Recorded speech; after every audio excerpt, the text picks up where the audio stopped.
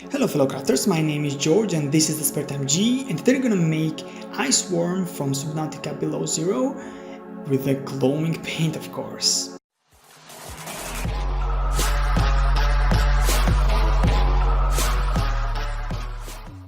So to be frank, I haven't even played the game yet. Unfortunately, I wasn't able to get my hands on it, and I'm trying to be safe without any spoilers as much as I can be on the internet age.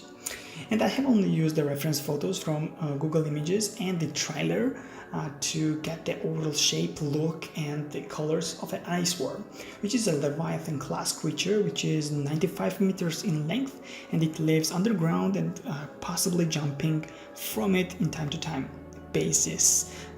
This is the only information I have got. So as you can see, I have started the making process from the ice cap. I have used the paper roll, simple paper roll. There is no any kind of wiring or whatsoever. The paper is just enough for this scale, and at the same time the thickness of clay will allow me to kind of maintain the proportion and the shape I want the creature to have. And once you have attached everything together, of course you will have to cover it up with the clay in order to make the basic thickness of a creature, and at the same time to make the base as thick as possible. I have kind of went to the idea of creating the illusion that the creature is bursting out from my table, which is white, and it kind of replicates the ice surface. I'm not really sure how well that has gone, but yeah, I'm kind of satisfied with the overall shape of this bursting from ice thing, which is possibly the most famous thing for the ice worm. And at the same time, I wanted to talk about the creature design. As you know, the Subnautica is famous from its amazing Leviathan class and other creature features. And in my opinion, this ice worm kind of reminds me of a centipede because of several reasons. First, it is of course the armored body, which is going all the way onto the back. The second reason is this ratio of thickness and the length. It is not as long as the snakes are, and not as short and bulky as caterpillars are.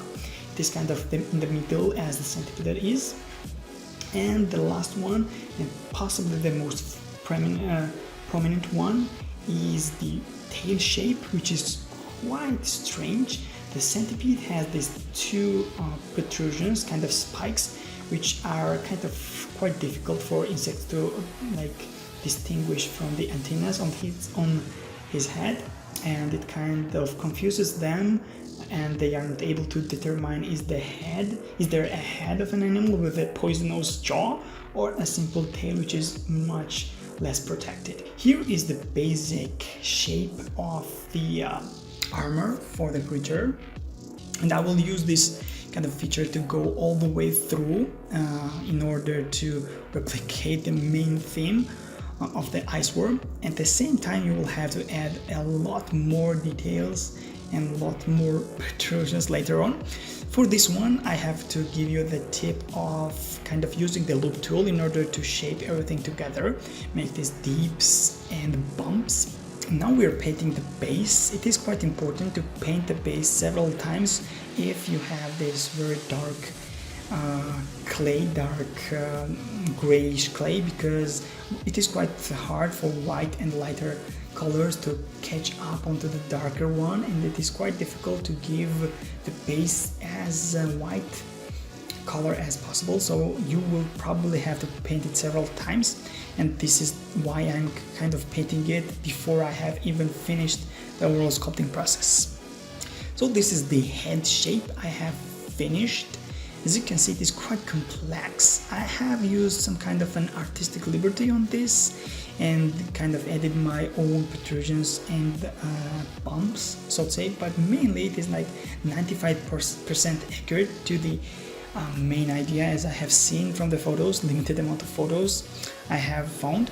And at the same, there is this crazy looking jaw with 4 different sides, and later on they will be covered with a razor sharp kind of black teeth, which are quite similar to the penguin we have got in the game as well, and I have sculpted him as well.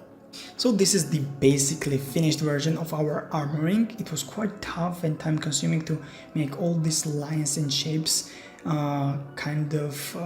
seamlessly going into the transitions. And here is the protrusion parts, which are fins or something. I'm really not sure what the name and purpose of them are. It is quite difficult to attach them onto the side, so be careful with that. And here is our project done and ready. I'm really very happy with this result.